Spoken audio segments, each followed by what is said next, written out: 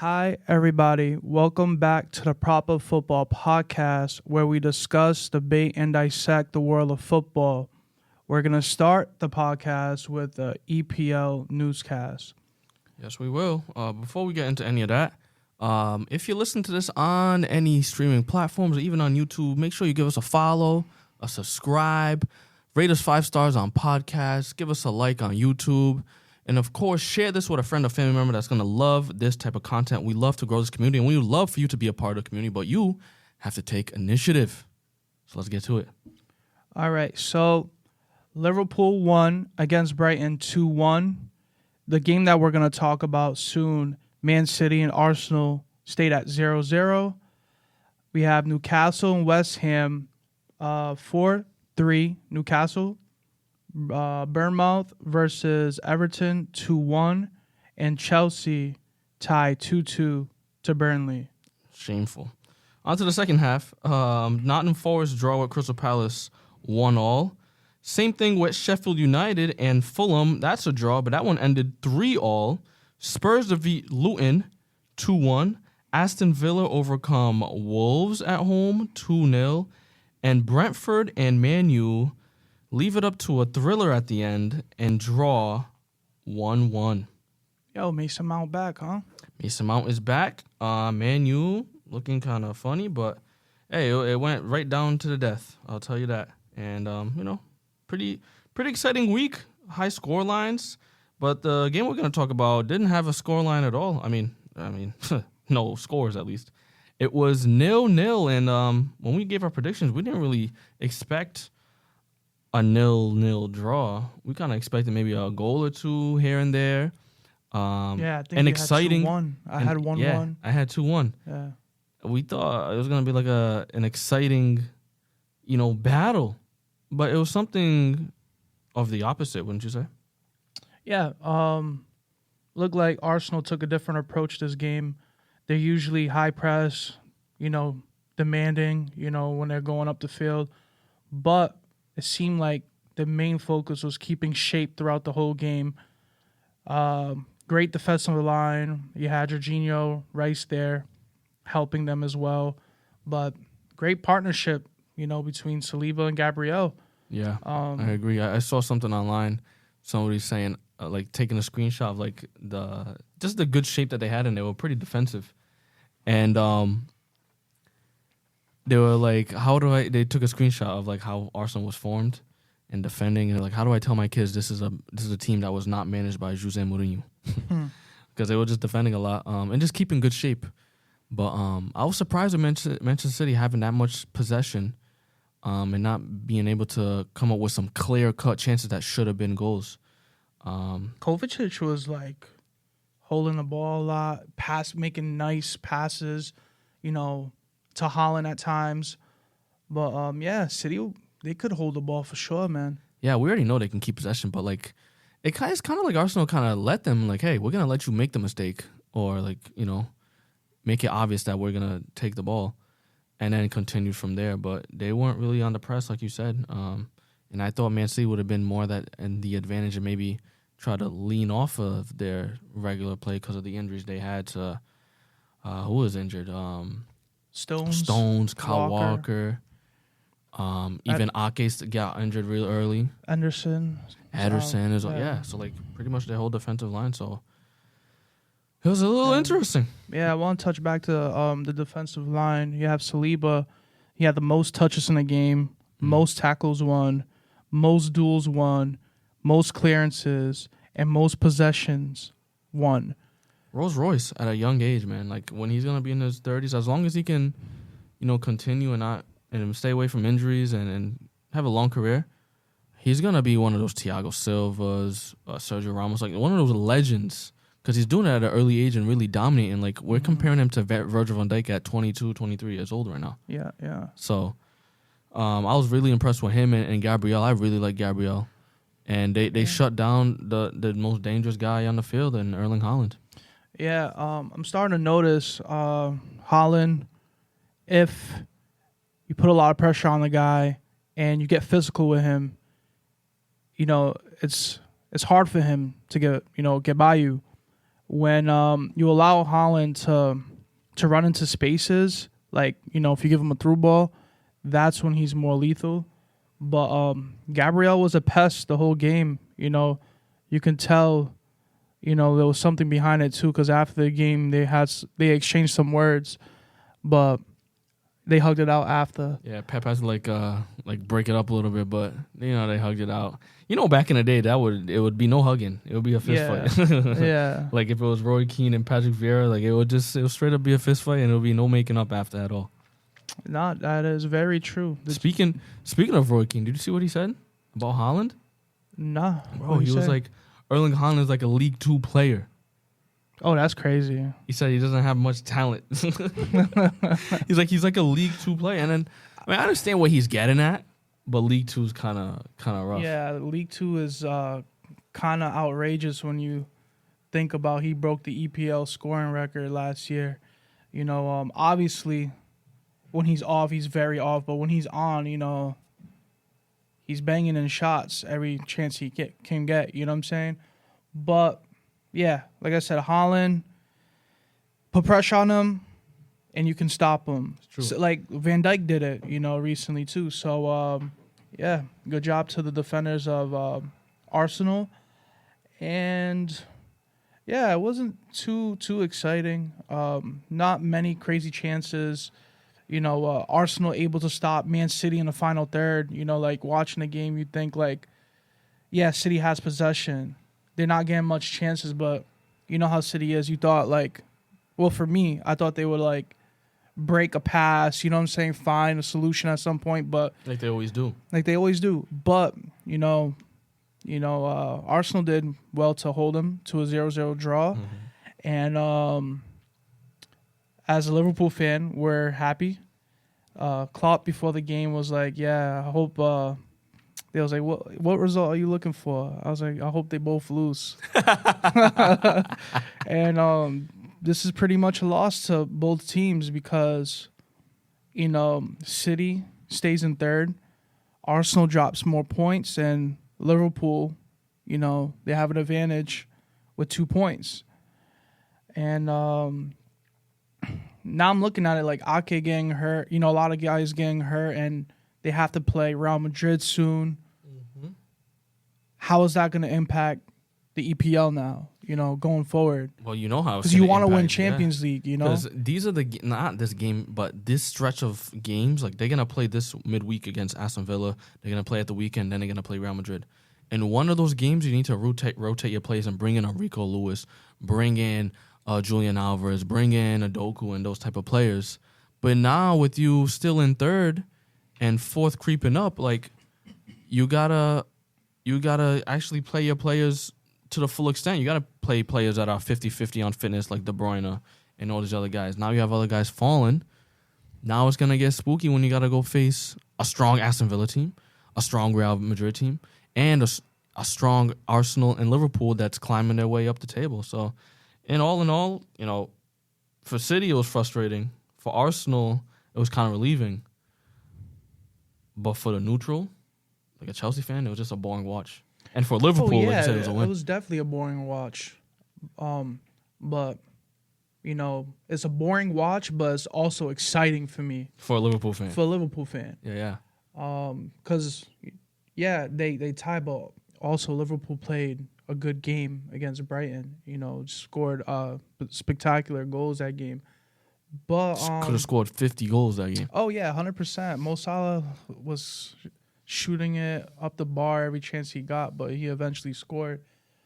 Yeah, now Liverpool are the title favorites. I've seen something. Even though Man City are on third, they're like the second when it comes to being title favorites. Still, how disrespectful! What does Arsenal have to do? I'm looking at their bench. I'm like, yo, this is a stacked bench. They brought Thomas Partey back, and he actually did really good that game. He's slow, man. I saw players like De Bruyne flying by him, and I was like, De Bruyne is not the fastest guy. We know that, especially with his injuries and getting older in age. Yo, Thomas Partey, he has to sit in the 6 like Jorginho. You can't be running because it's scary, man. But fantastic player on the ball. Yeah, you are right. First point for Arsenal at the Etihad in 8 years. Congrats to them. They're doing everything it takes. Like you said, I don't know what they have to do to prove that they're legit title contenders and could actually win the league. Yeah, they're gonna have to Win the league. win the league, That's the yeah, only way. and then change everybody's perspective for the following season and seasons to come. But I was looking at the table from last year. At this point in time, Arsenal wasn't first, right? City was in second. Liverpool was in eighth. Wow. And now look at that. 2023, 2024 season, we're in first. Wow, bro. I think Liverpool doesn't get enough credit for what they did this season. Certainly they don't. Because being in eighth in last season at this time and coming in at first, and you had big core players leave, and you're pretty much plugging in the gaps. Your manager's leaving, injuries galore. Players playing positions they've never played before. Wow. You know, it's a beautiful thing to see for my club, but that's just, it comes to show, like, this could happen for any club. You know what I'm saying? Like, Chelsea, they're doing really bad. You know, it's all jokes, but it's really not a joke. They might be doing bad this season, but the following season they might come in and do damage. Like Tottenham. Yeah. You know, that's a good point. Tottenham had a rough run, and then boom, they came back. Like when Mourinho came, he came back and like pushed them up a bit around like 2019, 2019 season. Yeah. Pushed them up a little bit, but yeah, it's possible for anybody. But yeah, a few games left, and I hope Liverpool wins the league. So thank you for tuning in this segment. As we said earlier, please like, share, and subscribe. We want to continue to grow our channel, and we will continue to give you more content, and we'll ensure you that we gonna keep going. You dig? So over the weekend, Bayern and Dortmund played. Most people would think Bayern would win the game, but the opposite happened. Dortmund win 2-0. That is right. Well, I don't know. Based on how Bayern's been playing, I don't know if most people thought they would win, but their form's just been in and out, just absolutely crazy. But this is Der Klassiker. This is the best or the biggest rivalry in Germany, Bayern Munich and Borussia Dortmund. And Bayern were at home, and we're expecting, for them to defend their title and have something to play for and get back in the title race, if that was even possible. They were 10 points behind at that time, and they fall short at home in front of their crowd. Whether it was 10 or 13, I think it was over regardless. Well, let's think about it, because let's say Bayer Leverkusen end up losing that game like they should have. They pulled off America scoring 2 goals in the last 90 minutes. Now it's a 7-point gap. Now we have, 7 or 6 games left in the season. Now things are looking a little interesting. Hey, they just lost their first game. Oh, man, they might lose another one. Now there's a little bit more to talk about. But now, I see where you're getting at. But now you're 13 points behind. And I saw something. Last year, Borussia Dortmund dropped the ball. They should have won the league, and they didn't. They lost the last game of the season, and that's how Bayern won it, by a slit of a point. And even after that, even when they lost and they knew, oh, man, the Borussia Dortmund fans stood behind them and applauded them and stood behind their players and stuck together. Bayern Munich fans, as soon as that second goal went in, thousands of them leaving the stadium. Thousands and thousands. And that kind of comes from the top, where it's not really a community, a tight-knit community. It's more of a, we expect to win, and if not, we're not supporters. Yeah, I mean, think about it. You've been winning leagues throughout all these years. 10 years in a row. It's a given. You're expecting your team to continue to win. But, I mean, it is a shame that supporters are leaving because of that. You should be with your club thick and thin, Um, but hey, it is what it is. Yeah, Bayern aren't the same team right now. Thomas Tuchel, after the game, says it's over. Mm-hmm. Like I said, for me, I think it's been over. Bayer Leverkusen, they secured a late win. They got like one goal in the 88th minute and another goal in the 91st minute. But beyond that, it's just the quality of football they've been playing is just insane. 39 games unbeaten. And now we have a new team in Germany that can compete with Bayern, and do something in the Champions League maybe next season, and maybe be a new German giant. Whew, that would be interesting for the league, man, because it would be good for the league as well, and give others hope. But who's to blame for this? I mean, this is very out of the ordinary for Bayern to just start collapsing like this. Is it Thomas Tuchel, the new coach? Is it Harry Kane, the new striker? Nah, not Harry Kane at all. He's putting up numbers, but he's putting the stats. You know the Harry Kane curse. Yeah, we know. We understand. Any club you go to, you ain't winning a trophy. Nah, but I really honestly feel bad for Harry Kane because no matter what club, I mean from Bayern to Tottenham, the things he's done, I'm talking about goals, working for his teammates, just being an absolute dog on the field. It's like no one that's behind him can actually kind of support him. Mm-hmm. You know what I'm saying?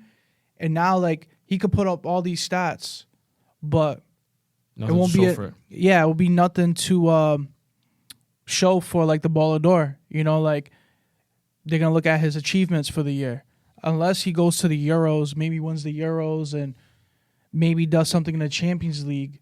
Maybe he could win Ballon d'Or, because he has one of the best stats in Europe right now. But yeah, I don't know what's going on with Bayern. We know Tuchel's leaving. Kimmich might leave. Alphonso Davies might leave. But yeah, Delay is not having the best season. Kim and Jay said he's unhappy with his playing time. The new signing from Napoli. I mean, it's crazy, man. But like you said, gotta feel bad for Harry Kane because he put so much in. And what I found out is that if he wins the Golden Boot, which looks like he's gonna, the logo for not the logo, the trophy for the Golden Boot is the logo for the Arsenal thing. The Gunners. Yeah. So the guy, then everywhere he goes, he just has to get a small slap in the face, man. It's crazy. Hey, he has nothing to worry about because the Gunners are not winning the Premier League, so hey, he'll be all right. I guess we'll talk about that in about 6 weeks. Yeah, for sure. So what does Bayern have to look forward to? The season's over for them. They got to compete in the Champions League. True. That's it. They have to face Arsenal. Yeah. So look at that. Comes full circle. Hey, you know how I feel about it. I told you it's a possibility that they do win, but if they don't, now they have nothing to play for, and now for the following season, they just have to look forward to, who's going to be the new manager. And you know how I feel. I'm going Jose Mourinho. Wow, what a prediction. I guess, good shout. He coached Harry Kane at Tottenham, and he loved Harry Kane. Love the guy. Yo, most players love Jose Mourinho back. It's just the board that just don't agree, paying a lot of money, maybe not getting results at the time, and quick to make a change. Yeah. I think he's one of the best coaches to ever coach in the sport. So now he's never coached in Germany either. So it'll be a great destination for him. And I think he could repair that team. It's not like he's going to like a mid-table team, So and they have funds. So yeah, that would be good for me. So if you're watching this or if you're listening to this on the audio version, just remember we have a grand prize at the end of the EPL season for let me start all over. I'm messed up.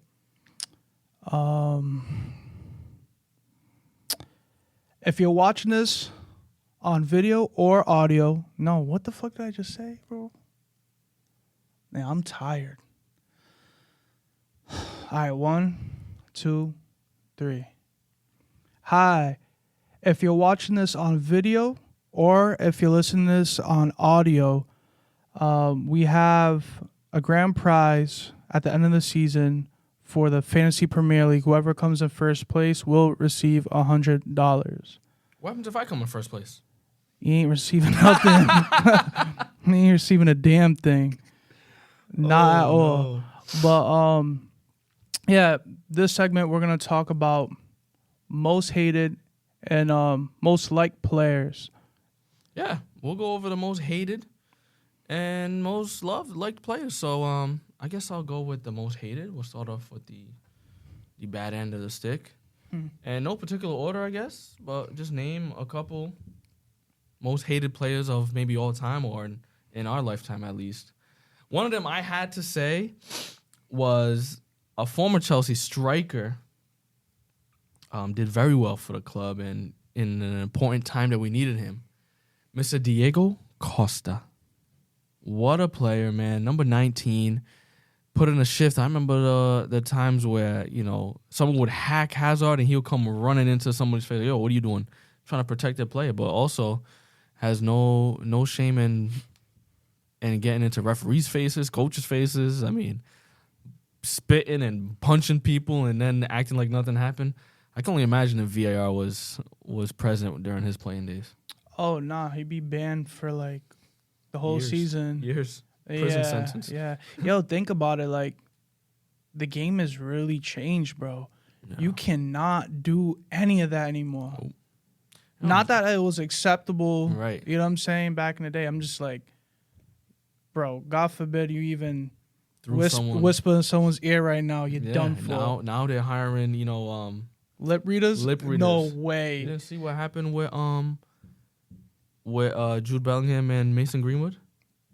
Called them a word that we can't say on camera or during recording. I'll tell you after. And the Spanish FA was hiring lip readers, and they were 97% sure, but Mason Greenwood just dropped it and was like, nah, there's no need, blah, blah, blah. Word. An offensive, degrading word, I guess you can say. Yeah. But anyways, Diego Costa, wow, wouldn't be in the league long if VAR started. But wow, what a legendary player. But well hated. He kind of even looks mean if you look at him. Oh yeah, 100%. Looking like kind of like a dog. Like he's gonna come out and come after you. But yeah, he was hated by many players. Since we're talking about Chelsea, I guess we'll shift over to Liverpool, and we'll go over another striker, fantastic striker, one of the best of all time. But Ryan Babel. Yeah, Ryan Babel. Balotelli. He's up there. We can talk. Balotelli is actually a good shout, bro. Is he on your list or not? He would make my top 10 at least. But you just didn't put him in your list. All right. If I made a top 10 list, I'll put him in there. Yeah. Why not? I mean, but for Balotelli, bro, well, you know more than me as a Liverpool fan. I remember at Man City, he does all these crazy things and always thought someone was on the attack or someone was going to attack him, and then he always felt like he needed to show off or prove himself, and for whatever motives he had, but he just did some things that were quite questionable and furthermore ununderstandable. Yeah, I'll never understand it, but he's been through a lot as a child, so that might have something to do with it, but still not an excuse. But who do you got on your list? I got Luis Suarez, man. Luis Suarez for cannibalistic animal behavior of biting people. Many people hated him. Obviously, the racist remarks towards Patrice Evra and the bite on Ivanovic. Yeah, bites on several. Ivanovic, Chiellini. There's another one. I forgot about that one. Imagine VAR on that. Come on, that bro. was what, during the World Cup, right? Yeah. Speaking of World Cup, against Ghana, bro, these Ghanaians hate him to this day. They ask him, will you ever apologize for what you did in the 2014 World Cup? So why would I apologize for not losing? Forever lost for their country, they should apologize. And what was the situation? I guess it was down to the wire. It was tied. and Ghana shot the ball. This was going in, and Uruguay is fighting for their life. So as this ball is about to go in, Luis Suarez goes up there and blocks the ball with his hands. Gets a straight red, starts crying like, oh my gosh, I just lost it for my team. As he's walking off, he turns around and sees the Ghanaian player about to take the PK, shoots the ball, flies over the net, and he starts celebrating. They go into extra time, and Uruguay ends up winning. And, Ghana thinks that they should have advanced that. And that would have been the furthest they ever advanced in the World Cup. I don't know. Apologizing if you miss your penalty, it's kind of crazy to me. Yeah, me too. But I understand the friction. There's ways to end the beef, and there's ways to continue the beef. Yeah. You know what I mean? And I think Luis Suarez he chose the latter. Yeah. I feel like with Luis Suarez, it's a funny one though. I don't feel like he's the most hated. I just think he had bad moments in his career, and I feel like a lot of people actually love him for the things he's done for football. But I think all these footballers that we're talking about, they're all well loved. But if you count the amount of people that do hate these players, it's quite a lot. You know what I'm saying? Yeah. But overall, I think they're more loved than hated. I love all these players. But this next one is a perfect testament to what I'm saying. Well loved by millions, if not billions of people, but could be another billion or two that hate him. And he's the most famous man in the world, Mr. Cristiano Ronaldo. Of course, he scores all the goals, the celebrations, the marketing, the persona. But a lot of people don't like the arrogance. A lot of people don't, the Messi-Cristiano rivalry. A lot of people think because I love Messi, I must hate Cristiano. No, it's not like that. Football is about the game, not the players. It's just the players that are a reflection of how the game is played. And, you could love both. You can have a preference, but, man, there's so many people that hate him for whatever reason. Even recently when he was about to leave United, he did that interview. A lot of United fans didn't like that, and he ended up leaving right after that because, how you gonna keep a player that's talking bad about the club and he's at the club? Kind of like Lukaku at Chelsea, man. Like, you just can't tolerate that type of stuff. And like I'm saying, people hate him for whatever reason. Could be arrogance, could be not taking things the right way, quote unquote. But, everybody has their path and their way they want to behave and stand up for themselves, and they're allowed to do that as far as we're concerned. I don't know if he's allowed to do that in Saudi, as he got suspended one game for doing some gestures, I guess we'll say, at the fans. Oh, wow. Yeah, we'll just call it gestures. If you want to look up what he did, you can go on YouTube. Yeah. And, suspended one game. But either way, he's got a lot of haters, but, still putting up numbers at 38, almost 39 years old. Yeah, that was a really good solid list you put together. I'd probably have a few other guys in mind. Probably put Neymar up there. Probably, like we said, Balo. Most red cards of all time is? Sergio? I don't know if it's all time, but yeah, it's got to be Sergio Ramos. Yeah, it's got to be. It's got to be. But, I'd probably put, some of those guys in there. But for my list, for most liked, the guys that I selected, I put them because I feel like every time I see them on camera, they're always smiling. And they're all genuine, guys. And, disclaimer, if you don't like these guys, you have an issue, take it up with your therapist. Go get checked. And maybe they can help you out. Because we sure can. Yeah, because I don't understand. I would never understand. But first on my list, I put N'Golo Kante. Wow. N'Golo. Yo, I just felt like a warm sensation in my whole body when you said his name. Hey, yo. Nah, relax. Whoa, pause. That's a big pause. Nah, yo. I just felt like a feeling of joy, like, oh, my boy, Kante. Nah, warm sensation is crazy. But go on, man, Mr. Warm. Nah, I'm good. Nah, go on, Mr. Warm. Nah, N'Golo Kante, bro, Chelsea player. I'm going to let you explain your guys, man. I love N'Golo Kante, man. Yeah, no, I understand that. Even me not being a Chelsea supporter, just seeing his worth ethic on the field, always worked for his teammates, and never really complained on the field. Yeah, so when France won the World Cup in 2018, he didn't want to pick up the trophy. His, teammates had to, like, encourage him, like, hey, yeah, take it. Like, yo, you achieved this with us, like, type of thing. And we love that type of thing. He's a shy guy. What else can I say? The memes in the past with him riding the bike, having a helmet on, and they just had him smiling in every way, like him being happy, sad, mad. Yeah, those memes like Conte mad, smiling. Yeah. Happy, smiling. Disappointed. Just Smiling. broke his leg, smiling. Smiling, yeah. But even though I get a red card, smiling. Facts. It's crazy, bro.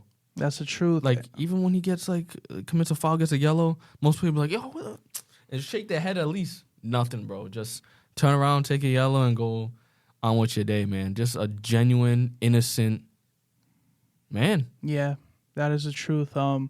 Also, last thing I have on my mind is how he went to his local mosque and he met a fan. The fan asked, hey, like, you want to come over, have dinner, play FIFA, just talk, and he did it.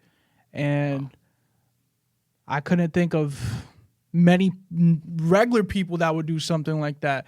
Never mind someone that has so much status and playing for the top club and just a very humble guy and treats everybody with respect. So that was really dope of him. Yep. So next person I have on this list is my guy right here, Sonny. Super respectful guy. Some Spurs fans will call him a legend at the club. He Chan says that he's a mentor to him, gives him motivation. What else? Gareth Bale.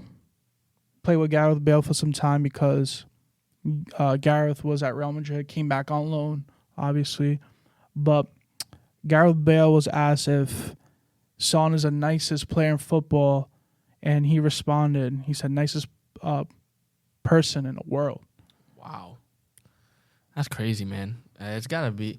Yo, that's something I've noticed about, like, Koreans. Like, I'm watching this show on Netflix called Physical 100, and they're all just kind, like, respectful, like, people they've never seen. Oh, hey, how you doing? Shaking hand. Like, in their culture, I guess they bow. Yep. And it's very strange compared to the American culture, but it's something to actually model, I guess you could say, because... Oh, yeah, the American culture should definitely look at that. Bro, sometimes you walking by imagine you, I don't know you, I'm walking down the street, I say hi, hello. Bro, fam, be crazy. You might be coming at me. You'll be lucky if you get an eye contact. I might get shot. Oh, yeah, it might take you the wrong way, depending on where you're at. Yeah, facts. No, I'm not even playing. I'm dead serious. It's not a joke. If you're not from America, this is not a joke. Don't play around with that. Not to say that America's not that great. Yeah, there's obviously good areas. Stop talking because I'm just chatting. I'm chatting shit. But Tottenham is the most supported club in South Korea because of him. Makes sense. Yeah. They even put his highlights in between programs, TV programs. Wow. So like as like a little commercial, just him just goofing around, maybe like kicking the ball, something like, they love him out there, man. Bro, imagine the Portuguese people like Ronaldo, Messi, the Argentinian people like Messi. Yeah, South Korea have their Messi and Ronaldo. And I think beyond just South Korea, I think he's just loved all over. Yeah. The Mexicans would definitely love him too. He's probably partially Mexican now because he helped South Korea beat Germany in the World Cup, and that helped Mexico advance to go into the next round. And yeah, they were happy about that. What else can I say? Even his style of play, you can tell he's a generous guy. Right. He's always looking to help his teammates, achieve success, get assists. Yeah. You know what I'm saying? Yeah, one of those guys is not hateable because he doesn't do anything for you. Even when he commits a crime and gets a red card, it's like he feels absolutely terrible. Nah, yeah, I remember he did injure someone real bad and he almost started crying. Gomez. Yeah. Oh, he broke his leg. Andre Gomez from Everton. Is that he broke his leg? Yeah. It was something like that. He was like crying or about to cry. Like couldn't believe it. And when you do something bad, you should show remorse. Of course. But yeah, man, I like the guy, man. He's same thing with him. Very humble. And yeah, that's why I put him on my list. So last person I have on the list tonight is an icon. I think every kid in this generation or the past generation or even future generations will understand the magnitude. And I'm going with Ronaldinho. Ooh, wow. Oh, yeah. This got to be number one. Oh, yeah. No, 100%. Yeah, I actually was looking around, and I remember seeing this video when I was a kid. It was a Jugo Benito video. You don't remember those? Jugo Benito. Nope. Yeah, they used to make like videos with like players, and it's like a quick little film. But like the film was him playing futsal as a kid. And actually him playing futsal as a kid, smiling, being happy on the field, and then it was also him as an adult doing tricks, playing futsal. So the concept of the video was that at the end it said never grow up. So when he played with that inner child spirit. Yeah, that's true. You understand? And every time he played as a professional, that's why you see him like do like incredible things that no other player would imagine or would even try doing. Because, as an adult, you would want to probably be more conservative. Right. Like as a professional, like look how football's played now, like, yeah, it's a lot more technical, but you don't see players doing the things that he was doing. And what else? When in 2005, when Barcelona beat Real Madrid at the Bernabeu 3-0, he scored 2. Real Madrid fans gave him a standing ovation that game. And that's crazy. Like that is crazy. Back in those days, like the Barca Real Madrid rivalry is still there now. But back in those days, it was a war. Like, you're not playing around between Barcelona, Real Madrid. That rivalry was the best I ever seen, for sure. Yeah. The most heated, and for your still to this day. Still today is crazy right now. But back then it was even crazier. To get a standing ovation from the opposition that hate you, like literally hate you. A team that's probably crazy. Not even the team that's the most successful club right now. You could say of all time. Yeah, of course. Yeah. Without a doubt in my mind. But yeah, for him to play like that and I can't even imagine that. It's like I'm speechless. Yeah. I mean, a lot of times when you're watching his speech, you're like, wow. You're just saying, wow. Oh, my goodness. Yeah. I remember, like, for a lot of us, he's the one that made us fall in love with the game. Because he showed us that there was possibilities that we couldn't create, we couldn't, like, create in our mind. And just, yeah, like you said, that was a perfect way to say it. Playing like he was a kid. And, you want to be exploring a game and just doing what you can with the game and entertaining and having fun. When you're a kid, you say, yeah, go and have fun. That's the first thing you want you to do. Yeah. And he never lost that spirit. And he was very good at at tricking these defenders, man, because, wow, what a player, man. What a player. I'm speechless. Yeah. So I was watching something last night, and he said this in an interview. He said, I want to be remembered as the guy who was the happiest man in the world playing football. Wow. And like I said, you could see it how he played. Never played for stats. It was more like entertainment. You know what I'm saying? Like you're watching a movie instead of watching a soccer match. Like a talent show almost. A talent show, yeah. Perfect way to say it. Like, I could keep going on and on and on. Like, inspirational wise too. Like how in like FIFA 09, you know, when you're starting the game before you go into kickoff and you're over there dribbling with Ronaldinho. Yo. You know what I'm saying? Doing tricks. I remember that ponytail that would never move, bro. Yeah. It just never moved until like the later. FIFA got better. FIFA, then you started seeing the wave in here. Like, yo, FIFA's crazy. But like, yeah, every kid wants to be like Ronaldinho, man.